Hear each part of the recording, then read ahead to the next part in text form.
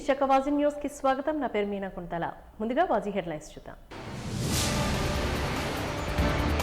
విద్యార్థుల బంగారు భవితే లక్ష్యంగా పటిష్టమైన విద్యా పునాది, సాంకేతిక పరిజ్ఞానం పెంపొందించుకోవడానికి ట్యాబులు దోహదపడతాయన్న జిల్లా కలెక్టర్ మల్లికార్జున.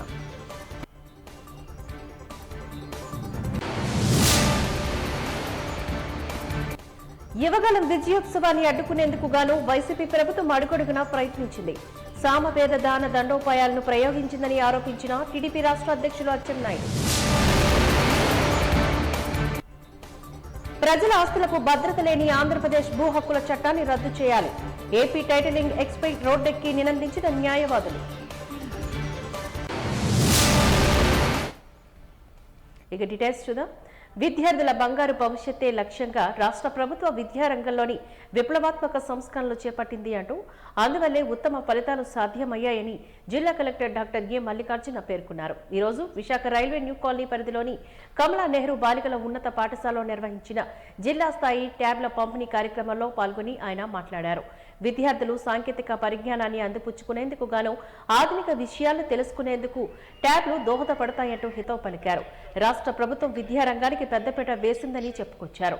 9 రకాల వస్తువులతో కూడిన జగనన్న విద్యా కానుక, పోషక విలువలతో కూడిన మధ్యాహ్న భోజన పథకం, బైజూస్ కంటెంట్తో కూడిన ట్యాబ్లు ఇతర సదుపాయాలు కల్పిస్తుందని పేర్కొన్నారు. జిల్లాలోని 8వ తరగతి చదువుతున్న 10,562 మందికి గాను ట్యాబ్లు వచ్చాయని, వారిని ఈ నెలాఖరు నాటికి అందరికీ అందజేస్తామని జిల్లా విద్యాశాఖ అధికారి చంద్రకళ వెల్లడించారు. 598 పాఠశాలకు 2వ విడతలో స్మార్ట్ టీవీలు అందజేస్తున్నట్లుగా డీఈఓ వివరించారు. పిల్లలు ఏదైతే ఉన్నారో వాళ్ళందరికీ ట్యాబ్స్ డిస్ట్రిబ్యూట్ చేయాలన్న కార్యక్రమాన్ని ఈరోజు రాష్ట్ర వ్యాప్తంగా ఆనరబుల్ సీఎం గారు చింతపల్లిలో ఏఎస్ఆర్ జిల్లా నుంచి లాంచ్ చేయడం జరిగింది. అలాగే మన జిల్లాకి చూసుకుంటే మన మొదటి విడతలో సుమారుగా 12,300 పైచీలకు ట్యాబ్స్ రావడం జరిగింది. అందులో సుమారుగా 1,100 పైచీలకు ఈవెన్ టీచర్స్ కూడా ఇవ్వడం జరిగింది. దానికి సుమారుగా 39 కోట్ల పైచీలకు ఖర్చు చేయడం జరిగింది. అలాగే ఇప్పుడు చూసుకుంటే ఈ ఫేజ్లో సుమారుగా అగైన్ 10,550 పైచీలకు మనకి ఈరోజు ట్యాబ్స్ డిస్ట్రిబ్యూషన్ మనకి చేసుకోవడానికి ఈరోజు ప్రారంభం జరుపుకుంటున్నాం. అలాగే మన సౌత్ కాన్స్టిట్యున్సీ ఒకటే చూసుకుంటే ఈరోజు సుమారుగా 1,200 పైచీలకు ట్యాబ్స్ డిస్ట్రిబ్యూట్ చేసుకోవడంతో పాటు గత 2 ఫేజుల్లో 2,600 పైచీలకు మనము ట్యాబ్స్ ఈరోజు ఈ కాన్స్టిట్యున్సీ ఒకటిలోనే గౌరవ ఎమ్మెల్యే గారి ఆధ్వర్యంలో మనం డిస్ట్రిబ్యూట్ చేసుకోవడం మీ అందరూ కూడా తెలుసు. అంటే సుమారుగా 73 కోట్ల పైచీలకు డబ్బులతో గత 2 ఫేజుల్లో 8వ తరగతి చదువుతున్న పిల్లలందరికీ ట్యాబ్లు డిస్ట్రిబ్యూట్ చేయడం జరిగింది. అంటే దీని వెనక మనము కేవలం అంకెలు చూడడం కాదు, ఖర్చు పెట్టిన డబ్బులు చూడడం కాదు, దీని వెనక భవిష్యత్తులో మనకు జరగబోతున్న ఒక మేలు అంటే విద్యా వ్యవస్థని సమూలంగా మార్చాలన్న ఒక మంచి సదాశయంతో ముందుకెళ్తున్న ప్రభుత్వానికి, గౌరవ చీఫ్ మినిస్టర్ జగన్మోహన్ రెడ్డి గారికి అంటే దీని వెనక ఉన్న ఒక కృషి, కర్తవ్యము, ఆ విజన్ అనేది మనం అర్థం చేసుకోవాల్సిన అవసరం కూడా ఉంది.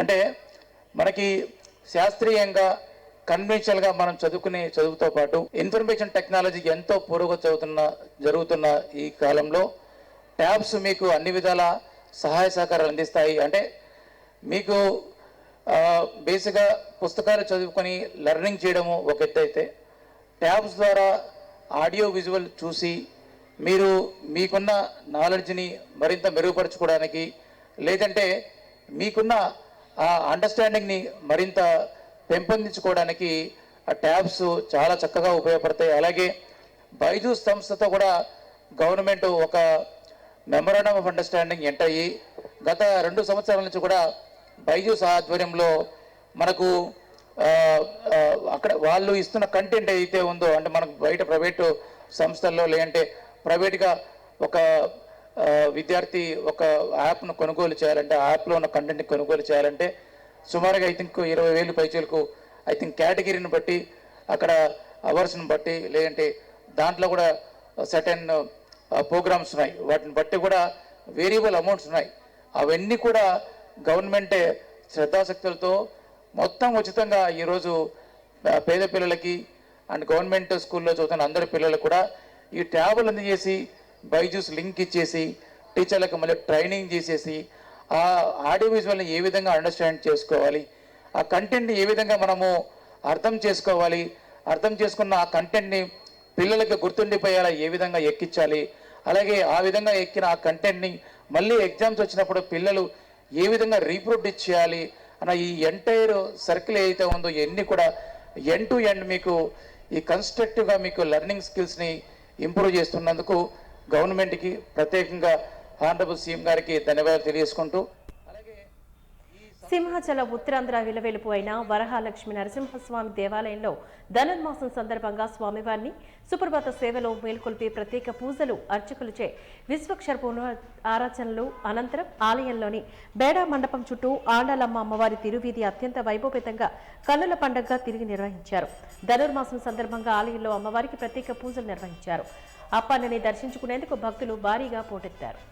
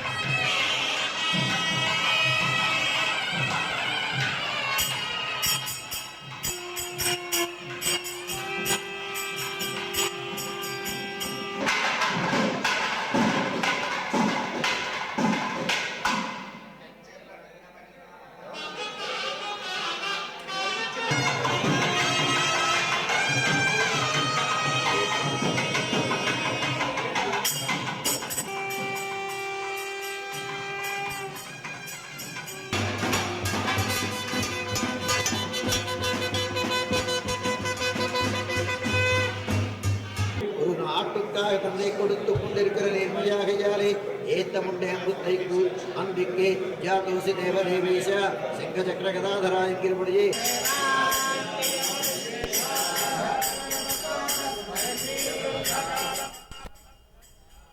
రాష్ట్ర ముఖ్యమంత్రి జగన్మోహన్ రెడ్డి ఇన్ని వేల ఎకరాలను ఎందుకు దోపిడీ చేశారంటూ తెలుగుదేశం పార్టీ నాయకులు చింతకాల అయ్యన్న పాత్రుడు ప్రశ్నించారు. ఈరోజు విశాఖలో ఏర్పాటు చేసిన విలేకరుల సమావేశంలో పాల్గొని ఆయన మాట్లాడారు.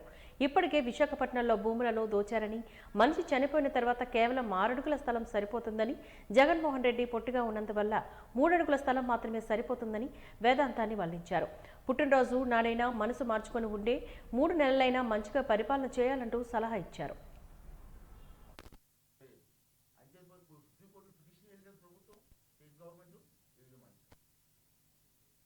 కేసుల కోసం, నీ ఈడీ కేసుల కోసం నువ్వు చేసిన ఎగపాలను జగన్ చెప్పు. ఓ నా బీసీలు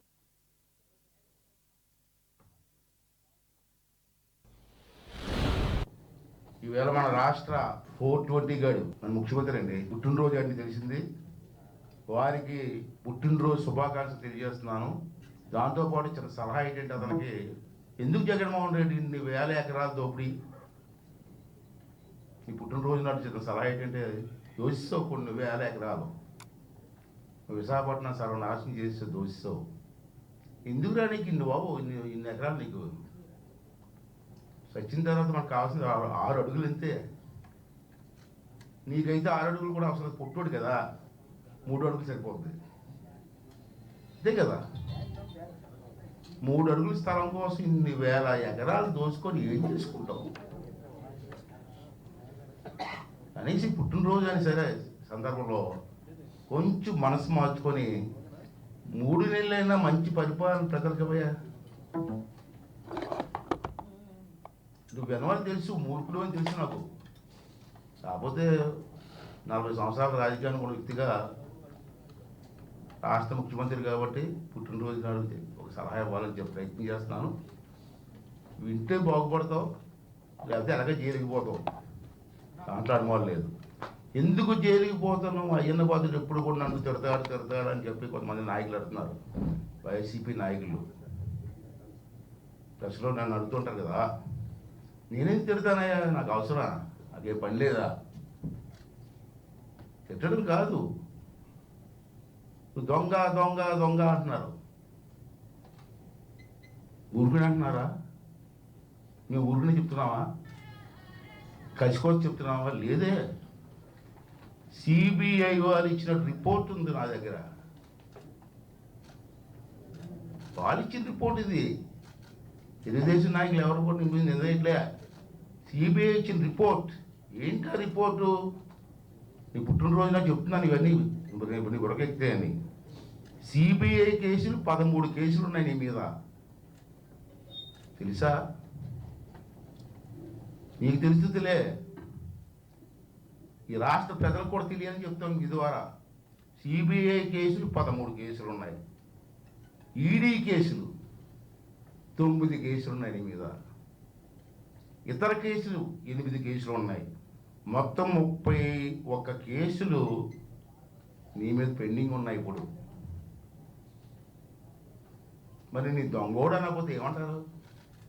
నిజాయితీ పరుడు అని అంటారా? నీకు అర్థం కాకపోయినా జనానికి అర్థం అవ్వాలని చెప్తున్నాను ఇవాళ. అందుకే అంటాం కేటుగాడు అంటాం, దొంగ అంటాం. బాధాకర విషయం ఏంటంటే ఇన్ని కేసులు ఉన్నవాడేమో రోడ్డు మీద తిరుగుతున్నాడు. ఏ కేసులు లేక తప్పుడు కేసులు పెట్టిన చంద్రబాబు గారిని 53 రోజులు కేసులు పెడతారు. ఆంధ్రప్రదేశ్ ముఖ్యమంత్రి జగన్మోహన్ రెడ్డి జన్మదిన వేడుకలు విశాఖ ఉత్తర నియోజకవర్గంలో ఘనంగా నిర్వహించారు. ఈ సందర్భంగా ఏర్పాటు చేస్తున్న రక్తదాన శిబిరంలో పలువురు పాల్గొని స్వచ్ఛందంగా రక్తదానం చేశారు. ఈ కార్యక్రమంలో ముఖ్య అతిథిగా పాల్గొన్న కేకే రాజు సైతం రక్తాన్ని దానం చేసి అందరికీ స్ఫూర్తిదాయకంగా నిలిచారు. ఈ సందర్భంగా కేకే రాజు మాట్లాడుతూ విద్యార్థుల ఉజ్వల భవిష్యత్తుకు ముఖ్యమంత్రి వైఎస్ జగన్మోహన్ రెడ్డి పటిష్టమైన విద్యా పునాదిని వేస్తున్నారని అన్నారు. రాష్ట్రంలోని ముఖ్యమంత్రి వైఎస్ జగన్మోహన్ రెడ్డి విద్యా వైద్యానికి అధిక ప్రాధాన్యత ఇస్తున్నారని చెప్పారు. ప్రైవేటుకు దీటుగా ప్రభుత్వ పాఠశాలల్లో కూడా ఇంగ్లీష్ మాధ్యమాన్ని ప్రవేశపెట్టిన ఘనత ఆయనకే దక్కుతుందంటూ హితవు పలికారు.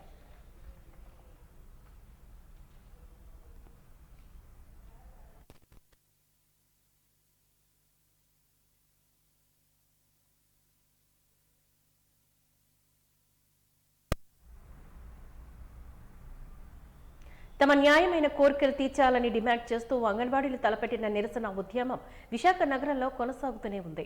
సుప్రీంకోర్టు చెప్పిన విధంగా గ్రాడ్యుటీ అమలు చేయాలని, జగన్ హామీ ఇచ్చిన విధంగా తెలంగాణ కంటే అంగన్వాడీలకు ఇక్కడ వేతనాన్ని పెంచాలని, అంగన్వాడీలను ప్రభుత్వ ఉద్యోగులుగా గుర్తించాలని, అంగన్వాడీలకు రిటైర్మెంట్ బెనిఫిట్ 5 లక్షల రూపాయలు చెల్లించాలని డిమాండ్ చేస్తూ నినాదాలు చేశారు. ఐసీడీఎస్ కు రాష్ట్ర బడ్జెట్లో పెద్ద మొత్తంలోని కేటాయించాలని, అంగన్వాడీలపైన రాజకీయ వేధింపులు ఆపాలని, మినీ వర్కర్స్లను మెయిన్ వర్కర్లుగా గుర్తించి వేతనాలు ఇవ్వాలని నినాదాలు చేశారు. ఈ సందర్భంగా సంఘం నాయకులు మాట్లాడుతూ అంగన్వాడీల సమ్మె 10వ రోజుకు చేరుతున్నప్పటికీ కూడా ప్రభుత్వం స్పందించడం లేదంటూ ఆగ్రహాన్ని వ్యక్తం చేశారు. అంగన్వాడీల సమస్యలను పట్టించుకోకపోగా ప్రభుత్వం నిన్న కొత్తగా 2 జీవోలు జారీ చేసిందని, అంగన్వాడీ హెల్పర్స్ కు వయో పరిమితిని 45 సంవత్సరాల నుంచి 50 సంవత్సరాలకు పెంచారని, ప్రమోషన్ విషయంలో కూడా వయో పరిమితి పెంచినట్లుగా జీవో విడుదల చేసిందని పేర్కొన్నారు. 2017 నుంచి అంగన్వాడీలకు ఇప్పటి వరకు టీఏ బిల్లులు చెల్లించలేదని, పాత బిల్లుల సంగతి మర్చిపోవాలని, ఇప్పటి నుంచి కూడా ప్రతి నెల ఒక టీఏ బిల్లు ఇస్తామని జీవో విడుదల చేశారని, ఇది ఎంతవరకు సమంజసమంటూ ప్రశ్నిస్తున్నారు. అంగన్వాడీ హెల్పర్లకి 45 సంవత్సరాల నుండి 50 సంవత్సరాలకు వయో పరిమితి పెంచుతున్నట్లు, ప్రమోషన్ వైస్ పెంచుతున్నట్లు జీవో రిలీజ్ చేసింది. అలాగే 2017 నుండి టీఏ బిల్స్ ఇవ్వలేదు అంగన్వాడీలకి. ఆ టీఏ బిల్స్ ఇవ్వలేదు సరి కదా, అదంతా మర్చిపోండి, ఇక్కడి నుండి నెలకు ఒక టీఏ బిల్ ఇస్తానని చెప్పేసి ఇంకో జీవో రిలీజ్ చేశారు. ఇది ఎంతవరకు సమంజసం అండి? అంగన్వాడీలు న్యాయమైన డిమాండ్స్ అడుగుతున్నది ఏంటి? మీరు ఈ జీవో రిలీజ్ చేసిన జీవో ఏంటి అని చెప్పేసి రాష్ట్ర ప్రభుత్వానికి మేము నిలదీస్తున్నామండి. అసలు ఏంటి? అసలు అంగన్వాడీలు న్యాయమైన డిమాండ్స్ అడుగుతున్నారు. న్యాయమైన డిమాండ్స్ అంగన్వాడీలకు కనీస వేతనం 26,000 రూపాయలు ఇవ్వాలి, గ్రాడ్యుటీ అమలు చేయాలి, ఉద్యోగ భద్రత కల్పించాలి, అన్ని యాప్లు కలిపి ఒకే యాప్గా చేసిన రోజు మేము నిర్భయంగా నిరంతరము కూడా పనిచేసుకోగలమని చెప్పేసి రాష్ట్ర ప్రభుత్వానికి మరి ఒకసారి హెచ్చరిస్తున్నామండి. ఇప్పటికీ కూడా రాష్ట్ర ప్రభుత్వం దిగిరాకపోయేటట్లయితే మా సమ్మెను 25 క్రిస్మస్ తర్వాత ఇంకా ఉధృతం చేస్తామని చెప్పేసి హెచ్చరిస్తున్నాము. అలాగే ఈరోజు ఏదో చిన్న ఆశ ఉంది, జగన్మోహన్ రెడ్డి గారి జన్మదినం సందర్భంగా అంగన్వాడీలకు ఏమైనా న్యాయం చేస్తారేమో అని చెప్పేసి అందరం ఎదురు చూస్తున్నాము. ఈరోజు సాయంత్రంకైనా సరే అంగన్వాడీలకు న్యాయమైన డిమాండ్లో కనీస వేతనం పెంచుతున్నట్లు, గ్రాడ్యుటీ అమలు చేస్తున్నట్లు జగన్మోహన్ రెడ్డి గారు కానీ పిలుపు జీవో రిలీజ్ చేసినట్లయితే జగన్మోహన్ రెడ్డి గారి బర్త్డే సెలబ్రేషన్స్ కూడా మేము ఈ టెంట్లోనే చేసుకుంటామని చెప్పేసి తెలియపరుస్తున్నామండి. లేనిచో అంగన్వాడీల ఆగ్రహాన్ని కూడా చూస్తారని చెప్పేసి మీకు మరి ఒక్కసారి హెచ్చరిస్తున్నామండి. యువకాలం సభ విజయవంతం కాకూడదని ఫెయిల్ అయిపోవాలంటూ వైసీపీ ప్రభుత్వం సామవేద దాన దండోపాయాలను ఉపయోగించిందని తెలుగుదేశం పార్టీ రాష్ట్ర అధ్యక్షులు కింజరాపు అచ్చెన్నాయుడు ఆరోపించారు. ఈ రోజు విశాఖలో ఏర్పాటు చేసిన విలేకరుల సమావేశంలో ఆయన మాట్లాడారు. సభ జరగకుండా చేయాలని, ఉక్కుపాదంతోనే అణిచివేయాలని వైసీపీ నేతలు భావించారంటూ ఆరోపించారు. సభ నిర్వహణకు స్థలం అడిగితే అడ్డంకులు సృష్టించారని, ఆర్టీసీ బస్సులు సైతం ఇవ్వకుండా అడ్డుకున్నారని ఆరోపించారు. తెలుగుదేశం పార్టీ మీద అభిమానంతో స్కూల్ బస్సులు గానీ, ప్రైవేటు బస్సులు గానీ ఇస్తామని అంటే బ్రేక్ ఇన్స్పెక్టర్లతోని బెదిరించి ఇవ్వకుండా ఆపివేశారని అన్నారు. టీడీపీ పొలిట్ బ్యూరో సభ్యులు కళా వెంకట్రావు ఈ సందర్భంగా మాట్లాడుతూ కానీ విని ఎరగని రీతిలో యువగలం సభ విజయవంతమైందని చెప్పారు. నారా లోకేష్ దిగ్విజయంగా పూర్తి చేసిన యువగలం విజయోత్సవ సభ విశాఖలో పెట్టేందుకు గాను సభా వేదిక ఏర్పాటు చేసుకున్న విషయంలో కూడా అధికార పార్టీ అనేక ఇబ్బందులకు గురి చేసిందని మాజీ మంత్రి గంటా శ్రీనివాసరావు ఆరోపించారు. మరి ఇక్కడ వైజాగ్ ఈ యువగళం క్లోజింగ్ మీటింగ్ పెట్టాలి, దానికి ఒక మంచి వెన్యూ కావాలని మొదలుపెట్టిన దగ్గర నుంచి చాలా రకరకాల ఇబ్బందులు అధికార పార్టీ ప్రభుత్వం నుంచి మనకు వచ్చాయి. యాక్చువల్గా ఇంజనీరింగ్ కాలేజ్ గ్రౌండ్స్ అనుకున్నాం ముందు, ఎందుకంటే సిటీలో అయితే బాగుంటుంది. గతంలో చంద్రబాబు నాయుడు గారు కూడా మీకోసం పాదయాత్ర కంప్లీషన్ అయిన తర్వాత అక్కడే మీటింగ్ పెట్టుకున్నాం అని అంటే మామూలుగా ముందు మేము అడిగితే అది ఏం సమాధానం చెప్పాల.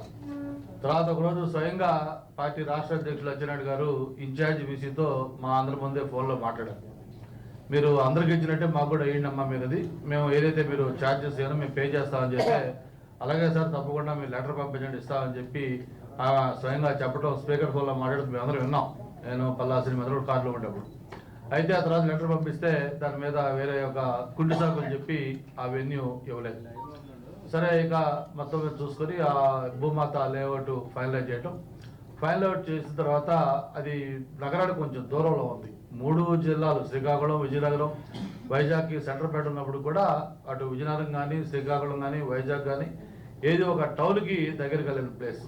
అంటే దీనికి ముఖ్యంగా ఆ మీటింగ్ సక్సెస్ కావాలంటే ప్రజలు అక్కడికి చేరుకోవడానికి ట్రాన్స్పోర్ట్ చాలా ఇంపార్టెంట్.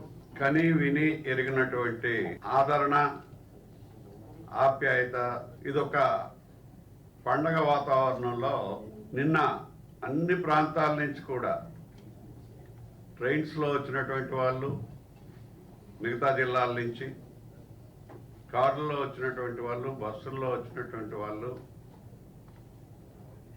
అదేవిధంగా మన 3 జిల్లాల నుంచి, ఉత్తరాంధ్ర నుంచి మేము అనేక సభలు చూసాం. ఇందిరాగాంధీ నుంచి ప్రైమ్ మినిస్టర్ చేయడానికి విపి సింగ్ని 106 మంది ఎంపీల్ని రిజైన్ చేయించి విశాఖపట్నంలో ఫస్ట్ మీటింగ్ పెట్టారు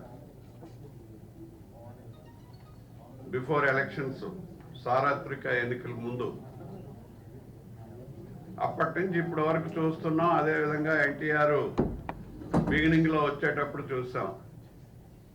ఎప్పుడు కూడా ఇంత పెద్ద ఎత్తున సభ కానీ ఇంత ఉత్సాహంతో, ఇంత ఉద్వేగంతో, ఆనందంతో, ఆప్యాయతతో జరిగినటువంటి సభ ఎప్పుడు చూడలేదు మేము. దానికి కారణం ఏంటంటే జగన్మోహన్ రెడ్డి ప్రభుత్వం ఒక్క అవకాశం ఇవ్వండి అని చెప్పి ఆయన వచ్చినటువంటి తీరు, వచ్చిన తర్వాత ఆయన ప్రవర్తన, ప్రజాస్వామ్యంలో తెలుగుదేశం పార్టీ జాతీయ ప్రధాన కార్యదర్శి శ్రీ నారా లోకేష్ బాబు గారి యొక్క పాదయాత్ర విశాఖపట్నంలో ముగించి ఒక భారీ బహిరంగ సభ నిర్వహిస్తామని చెప్పి తెలుగుదేశం పార్టీ ప్రకటించినప్పటి నుంచి జగన్మోహన్ రెడ్డి, వైసీపీ నాయకులు ఎట్టి పరిస్థితిలో ఈ సభ సక్సెస్ కాకూడదు, ఈ సభ ఫెయిల్ అయిపోవాలి, సామదాన దండోపాయాలు ఉపయోగించి సభ జరగకుండా చేయాలని ఉక్కుపాదంతో అణసివేసినటువంటి విషయాన్ని ఒక్కసారి రాష్ట్ర ప్రజానీకానికి గుర్తు చేస్తున్నాను. సభ నిర్వహణకి స్థలం అడిగితే అడ్డంకులు సృష్టించారు. సమగ్ర శిక్ష ప్రాజెక్టులోని అన్ని విభాగ ఉద్యోగులను క్రమబద్ధీకరించాలని సుప్రీంకోర్టు తీర్పు ప్రకారం సమాన పనికి సమాన వేతనం అమలు చేయాలన్న ప్రధాన డిమాండ్లతోని పెద్ద ఎత్తున నినాదాలు చేస్తూ కలెక్టరేట్ వద్ద సమగ్ర శిక్ష ఉద్యోగులు రెండవ రోజు కూడా తమ నిరసన వ్యక్తం చేశారు. ఈ సందర్భంగా సమగ్ర శిక్ష ఉద్యోగులు మాట్లాడుతూ తమ డిమాండ్లపైన గతంలోనే ఎస్ఎస్ఏ ప్రాజెక్టు డైరెక్టర్కు నోటీసులు ఇచ్చినా కూడా ప్రభుత్వం స్పందించలేదని, హెచ్ఆర్ విధానం, ఉద్యోగ భద్రత, హెచ్ఆర్ఏ డిఏతోని మినిమం టైం స్కేల్ అమలు, పొరుగు సేవల సిబ్బందిని కాంట్రాక్టు పద్ధతిలోకి మార్చి మినిమం టైం స్కేల్ వర్తింపచేయడం, పదవీ విరమణ చేసిన వారికి 10 లక్షల గ్రాడ్యుటీ, ఈపీఎఫ్, ఈఎస్ఐ అమలు, ఉద్యోగ విరమణ వయసు 62 ఏళ్లకు పెంపు వంటి 16 డిమాండ్లను వారు ప్రభుత్వం ముందు ఉంచామంటూ పేర్కొన్నారు. పాదయాత్ర సమయంలోని రెగ్యులైజ్ చేస్తామని జగన్మోహన్ రెడ్డి ఇచ్చిన హామీల విషయంలో మాట తప్పారని, హామీలను వెంటనే అమలు చేయాలని వారు డిమాండ్ చేస్తున్నారు. మాకు ఈ ప్రభుత్వము జగన్మోహన్ రెడ్డి గారు పాదయాత్రలో మమ్మల్ని సమగ్ర శిక్ష ఎంప్లాయీస్ అందరినీ రెగ్యులర్ చేస్తామని, కనీసం టైం స్కేల్ అయినా ఏర్పాటు చేస్తామని అంతవరకు కూడా అని మాకు హామీ ఇచ్చారు. పాదయాత్రలో ప్రతి మండలంలోనూ ప్రతి జిల్లాలోనూ మా ఉద్యోగస్తులందరూ కలిసినప్పుడు మాకు ఇచ్చిన హామీ అది. ఇప్పటి వరకు 4.5 సంవత్సరాలు అయిపోయింది, గడిచింది. ఖచ్చితంగా కనీసం జీతాలు పెంచలే సరికదా, ఎటువంటి ఇది కూడా ప్రభుత్వం నుంచి మాకు లేదు. మమ్మల్ని పూర్తిగా నిర్లక్ష్యం చేశారు. అలాగే ఈ రోజుకి మేము విద్యా వ్యవస్థలో కీలకమైన పాత్రను పోషిస్తున్నాము. ప్రభుత్వం తాలూకా జగనన్న విద్యా కానుక కానీ, మనబడి నాడు నేడు కార్యక్రమంలో కావచ్చు, అలాగే అమ్మఒడి కార్యక్రమంలో కావచ్చు, అలాగే బడిబయటి పిల్లలు బడిలో చేర్చడంలో కావచ్చు, అలాగే విద్యా వ్యవస్థలో రకరకాల ప్రోగ్రామ్స్ని డేటాని కన్సల్టేట్ చేసే ఎంఆర్సీ సిబ్బంది కూడా పనిచేస్తున్నారు. ఇలాగా అన్ని వింగులు దగ్గర ఒక 18 వింగులు ఇందులో రకరకాల సేవల్ని సమగ్ర శిక్ష విద్యాశాఖ అనుబంధంగా పనిచేస్తున్నారు. అందరూ కూడా కాంట్రాక్ట్ ఎంప్లాయీస్గా ఉన్నాము. వీళ్ళందరినీ కూడా రెగ్యులర్ చేస్తాము, టైం స్కేల్ ఇస్తామని చెప్పారు. అయితే ఈరోజు వ్యవస్థ మొత్తం ఫీల్డ్ లెవెల్లో మాపై ఆధారపడి ఉన్నా కానీ గవర్నమెంట్ విద్యా వ్యవస్థ ముందుకు తీసుకుపోవడంలో మేము కీలక పాత్ర వహిస్తున్నప్పటికీ కూడా మేమంటే గవర్నమెంట్కి చిన్నచూపు వచ్చింది. మాకు ఎటువంటి న్యాయం చేయలేదు. దానివల్ల వ్యవస్థలో ఖచ్చితంగా ముందుకు తీసుకుపోయిన అంశాలన్నీ కూడా మళ్ళీ ఈరోజు ఖచ్చితంగా ఆగుతాయి. అలాగే జగన్మోహన్ రెడ్డి గారు మాకు కానీ న్యాయం చేయకపోతే మా వెనకాతలో ఉన్న ఫ్యామిలీస్ అన్నీ కూడా సుమారు 1,25,000 మంది జనాభా ఓట్లను కూడా మేము ఖచ్చితంగా ప్రభావితం చేస్తారు. మార్గశిర మాసాన్ని పురస్కరించుకొని విశాఖపట్నం బురుజుపేటలో గల కనక మహాలక్ష్మి అమ్మవారికి ప్రత్యేక పూజలు చేశారు. వేద మంత్రాల నడుమ పంచామృత అభిషేకాలు నిర్వహించారు. ఈ సందర్భంగా వేకువజాము నుంచే భక్తులు బారులు తీరారు. అమ్మవారికి కుంకుమ పూజలు చేసి అమ్మవారిని దర్శించుకుని మొక్కులు చెల్లించుకున్నారు.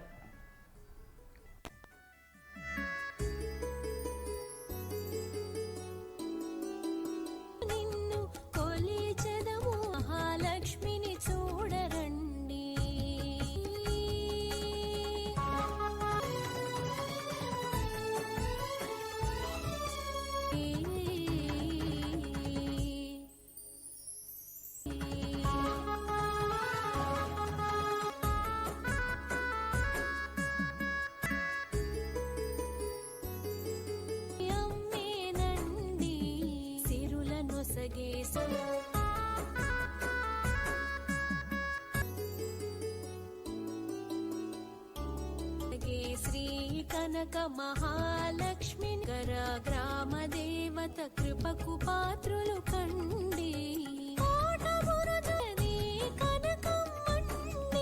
విశాఖ రాజుల కులదై ధాన్యలక్ష్మి ఎర్ర కలువలతో నిండరండి.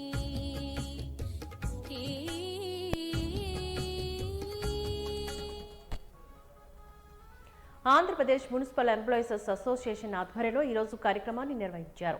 రాష్ట్ర స్థాయి ప్రథమ మహాసభకు సంబంధించిన పోస్టర్ను ఆవిష్కరించి విలేకరులతో ఈ సందర్భంగా వారు మాట్లాడారు. జనవరి నెల 7వ తేదీన ఆదివారం ఉదయం 10 గంటలకు విశాఖపట్నం సిరిపురంలోని గురుజాడ కళాక్షేత్రంలో రాష్ట్ర స్థాయి ప్రథమ మహాసభను ఏర్పాటు చేస్తున్నామంటూ వారు పేర్కొన్నారు. ఆంధ్రప్రదేశ్ మున్సిపల్ కార్పొరేషన్లో అన్ని క్యాడర్ ఉద్యోగుల ఐక్యత లక్ష్యంగా కృషి చేస్తున్నామంటూ తెలిపారు. నగరపాలక సంస్థల వ్యవస్థీకృత అభివృద్ధి, ఉద్యోగుల హక్కుల ప్రయోజన సాధన కోసం పోరాడతామని హితవు పలికారు. రాష్ట్రంలో ఉన్న 17 మున్సిపల్ కార్పొరేషన్ల ఉద్యోగులందరూ వేలాది మందిగా సభకు వచ్చి విజయవంతం చేయాలంటూ వారు పిలుపునిచ్చారు. ప్రథమ సభను జేప్ రాష్ట్ర ప్రథమ సభను ఏపీజేఎస్ అమరావతి 7వ తారీఖున రాష్ట్ర ఈరోజు ఏదైతే 7/1/2024 ఆదివారం రోజున AP municipal employees service association ప్రథమ మహాసభ జరగబోతుందో దానికి సంబంధించి ఈరోజు ప్రిపరేటరీ మీటింగు అట్లాగే పోస్టర్ రిలీజ్ కార్యక్రమం చేపట్టుకున్నాం. రాష్ట్రంలో ఉన్న 17 మున్సిపల్ కార్పొరేషన్ల యొక్క ఉద్యోగులందరూ అంటే క్యాడర్ వైజ్ కాకుండా అన్ని క్యాడర్లు సర్వీస్ అసోసియేషన్గా ఏర్పడి 17 కార్పొరేషన్ల నుంచి వేలాది మందిగా ఆ యొక్క సభకి రావాలని పిలుపునిస్తూ ఈ యొక్క ప్రెస్ మీట్ పెట్టడం జరుగుతుంది. కార్పొరేషన్ ఉద్యోగుల సమస్యలు కోకళ్ళలు మామూలుగా అన్ని డిపార్ట్మెంట్లకి సర్వీస్ రూల్స్ ఉన్నాయి. కానీ వేరాజ్ విజయవాడ మున్సిపల్ కార్పొరేషన్ ఎంప్లాయీస్కి మాత్రం సర్వీస్ రూల్స్ కూడా లేని దౌర్భాగ్య పరిస్థితుల్లో ఉన్న మున్సిపల్ ఎంప్లాయీస్ ఒకే తాటి మీదకి రావాలని ఈ యొక్క సంఘం ఐక్యత కోసమే పుట్టిన ఈ సంఘం సంఘటితంగా ఉండి మున్సిపల్ శాఖలో ఉన్న సభ్యులందరూ ఉద్యోగస్తులందరూ కూడా సంఘటితంగా ఏర్పడి మన సమస్యలు సాధించుకోవడానికి ఈ యొక్క వేదిక ఏర్పాటు చేయడం జరిగింది.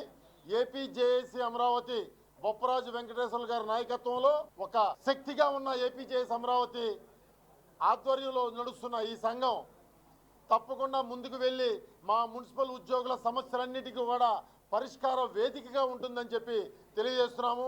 రాష్ట్రంలో ఉన్నటువంటి 17 మున్సిపల్ కార్పొరేషన్లో ఉన్నటువంటి మున్సిపల్ ఉద్యోగుల యొక్క దీర్ఘకాలిక సమస్యలు పరిష్కారం కాకుండా కనీసం పదోన్నతులు కూడా పొందలేనటువంటి పరిస్థితుల్లో సర్వీస్ రూల్స్ కూడా ఫ్రేమ్ చేయకుండా రాష్ట్ర విభజన జరిగి 10 సంవత్సరాలు అయినప్పటికీ నేటికి హైదరాబాద్ మున్సిపల్ కార్పొరేషన్ సర్వీస్ రూల్స్ని మీరు కూడా అన్వయించుకోండి అని ఇప్పటికి కూడా ప్రభుత్వాలు చెప్తున్నటువంటి పరిస్థితుల్లో కొత్తగా రాష్ట్రంలోని అంగన్వాడీ కార్యకర్తల జీతాలు పెంచాలని సుప్రీంకోర్టు చెప్పిన విధంగా గ్రాట్యుటీ అమలు చేయాలని, మినీ వర్కర్స్లను మెయిన్ వర్కర్లుగా గుర్తించి వేతనాలు ఇవ్వాలని, రిటైర్మెంట్ వయసు పెంచాలని, ట్రావెలింగ్ అలవెన్స్లు కూడా ఇవ్వాలని డిమాండ్లతోనే ప్రభుత్వాన్ని కోరారని రాష్ట్ర విద్యాశాఖ మంత్రి బొత్స సత్యనారాయణ పేర్కొన్నారు. ఈరోజు విశాఖలో ఏర్పాటు చేసిన విలేకరుల సమావేశంలో పాల్గొని ఆయన మాట్లాడారు. వారి డిమాండ్లతోనే అంగన్వాడీల సమ్మెను కొనసాగిస్తున్నారని, ఇప్పటికే వాళ్లతో ఒక సమావేశాన్ని నిర్వహించామని, మంత్రులతోని, చీఫ్ సెక్రటరీతోని, ఫైనాన్స్ సెక్రటరీ ఈ విషయంపైన చర్చించామని పేర్కొన్నారు. సమావేశంలోని అంగన్వాడీ నాయకులందరూ పాల్గొన్నారు. 4.5 గంటల పాటు వారితో చర్చించామని, వాళ్ళ సమస్యలు పరిష్కరించడానికే సమయం కోరినట్లుగా చెప్పుకొచ్చారు.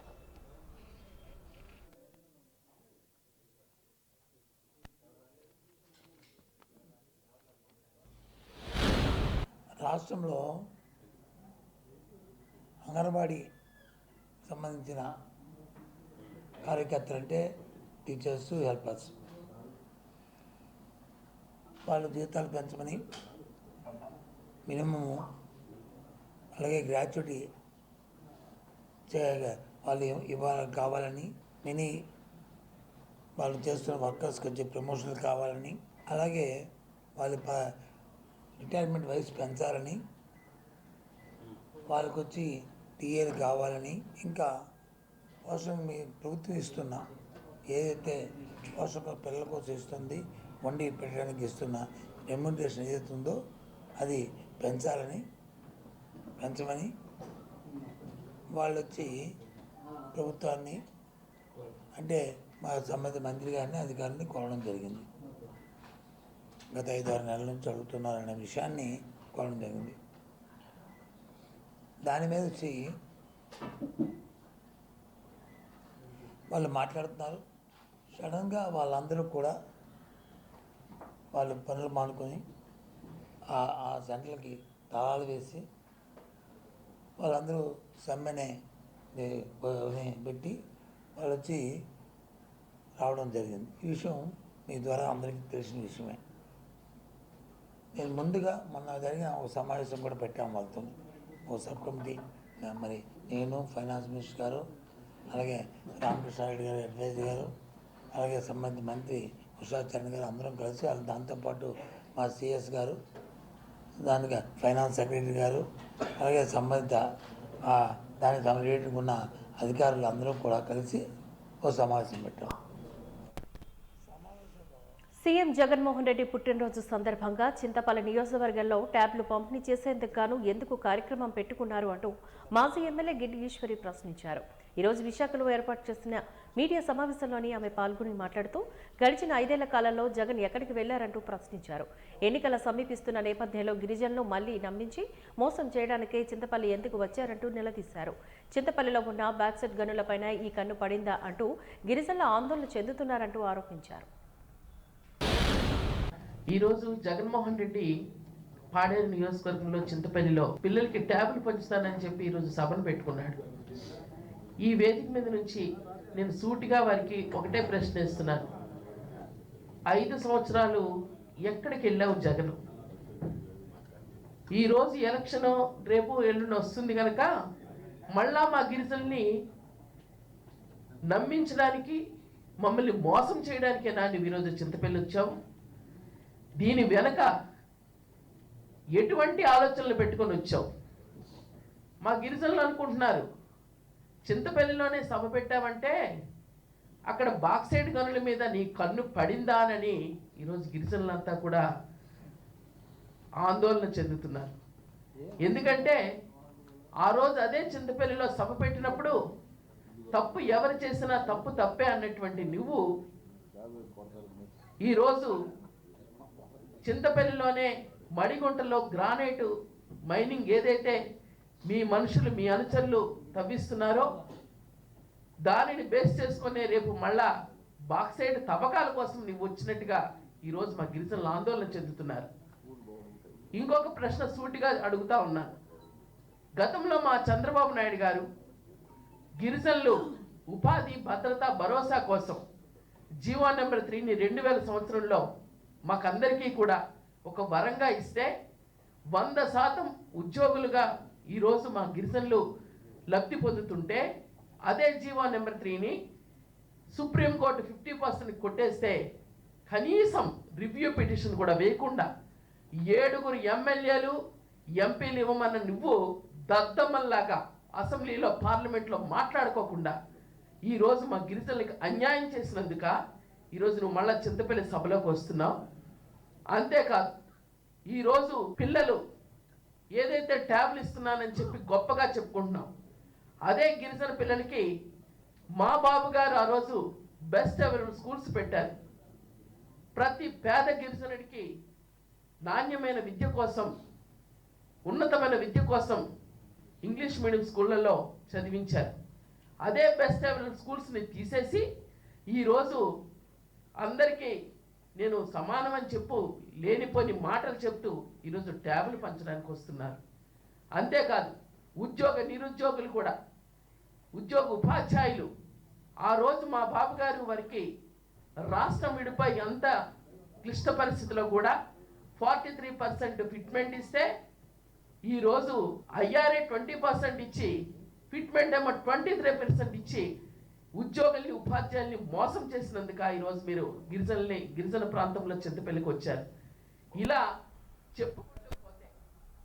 ప్రజల ఆస్తులకు భద్రత లేని ఆంధ్రప్రదేశ్ భూ హక్కుల చట్టం రద్దు చేయాలని డిమాండ్తో విశాఖపట్నం బార్ అసోసియేషన్ ఆధ్వర్యంలో న్యాయవాదులు నిరసన చేపట్టారు. ఈ సందర్భంగా న్యాయవాదులు మాట్లాడుతూ విశాఖపట్నం బార్ అసోసియేషన్ ఆధ్వర్యంలో 2వ రోజు నిరాహార దీక్ష కొనసాగుతుందని అన్నారు. ప్రభుత్వం ఏర్పాటు చేసినటువంటి ఆంధ్రప్రదేశ్ భూ హక్కుల చట్టం ప్రజలకు ఎంతో ఇబ్బందులకు గురి చేస్తోందంటూ ఆరోపించారు.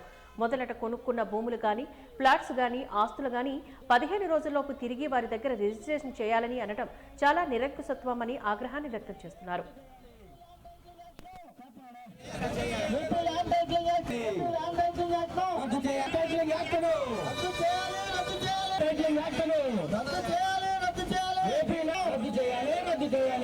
ప్రజల ఆస్తులను కాపాడాలి.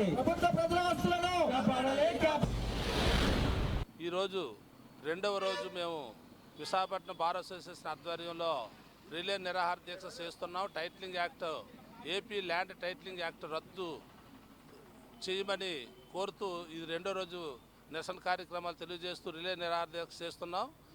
ముఖ్యంగా ఈ యాక్ట్ అనేది ప్రజలకు చాలా చాలా చాలా ఇబ్బందికరమైనటువంటి యాక్టు. ఈ యాక్ట్ వల్ల ఒక టైటిలింగ్ ఆఫీసర్ని అంటూ ఒక వేరేగా పెట్టి వాళ్ళ తొత్తుల్ని గవర్నమెంట్ వారికి సంబంధించిన వారిని పెట్టుకొని వారి చేత ఈ ల్యాండ్స్ అన్నీ రిజిస్ట్రేషన్ అక్కడ చేయించాలని చెప్పడం, అందులో ఒక 15 రోజుల లోపల మనం కొనుక్కున్న ఫ్లాట్లు అయితేనేమి, బిల్డింగ్లు అయితేనేమి, ఆస్తుల భూములు అయితేనేమి, ఏ విషయంలోనైనా ఒక 15 రోజుల లోపల రిజిస్ట్రేషన్ అయిన 15 రోజుల లోపల ఆయన దగ్గర మళ్ళీ రిజిస్ట్రేషన్ చేయాలనడం అది చాలా నిరంకుశం. ఒకవేళ కానీ చేయకపోతే తాలూకా డాక్యుమెంట్లు చెల్లవని అనడం, ఒకవేళ కానీ 15 రోజులు గ్రేస్ పీరియడ్ తర్వాత చేయకపోతే ఆయన ఇష్టం వచ్చిన ఆఫీసర్కి ఆయనకు నచ్చిన వాడికి రాసిస్తే దాని మీద సివిల్ కోర్టుకు వెళ్ళే అధికారం కూడా లేకుండా చేయడం, ఈ యాక్ట్లో రెండు చాలా తప్పులు ఉన్నాయని చెప్పి మేము ఈ యాక్ట్ని ఎలాగైనా రద్దుపరచాలని రెండో రోజు మేము ప్రయత్నం చేస్తున్నాం. కాబట్టి మీ ప్రజలందరూ ఆలోచించి చైతన్యవంతులై ఈ యాక్ట్ రద్దు అయ్యేంత వరకు మీ మద్దతును మాకు ప్రకటిస్తారని చెప్పి ఆశిస్తూ ఏపీ వాచింగ్ న్యూస్ ముగించే ముందు ముఖ్యాంశాలు మరొకసారి చూద్దాం. విద్యార్థుల బంగారు భవితే లక్ష్యంగా పటిష్టమైన విద్యా పునాది, సాంకేతిక పరిజ్ఞానం పెంపొందించుకోవడానికి ట్యాబ్లు దోహదపడతాయన్న జిల్లా కలెక్టర్ మల్లికార్జున.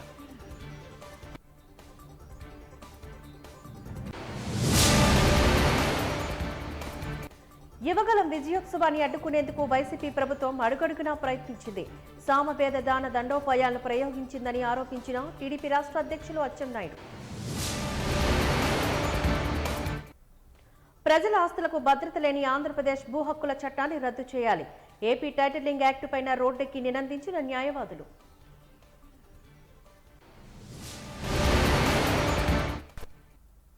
వాచింగ్ న్యూస్ ఇంతటితో సమాప్తం. నమస్కారం.